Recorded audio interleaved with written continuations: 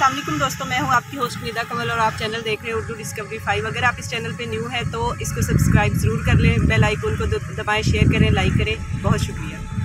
और आज हम आपको मिलाने जा रहे हैं फिशेस से जो बहुत ही खूबसूरत जिनके कलर्स हैं।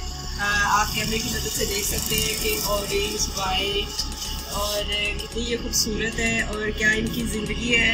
और आप लोगों को हम बताते चले कि ये कितनी खूबसूरत है और इनकी मूवमेंट, इनके पर, इनके विंग्स और किस तरह से ये खा रही हैं। आप लोगों को अल्लाह ताला की कुदरत का और अल्लाह ताला ने कैसे चीज़ों को बनाया है इस दुनिया को और कैसे उनके सर्वाइव को, तो आप लोग देख सकते हैं कि ये कितनी खूबसूरत है और किस तरह से मूवमेंट कर रही है। How that is beautiful.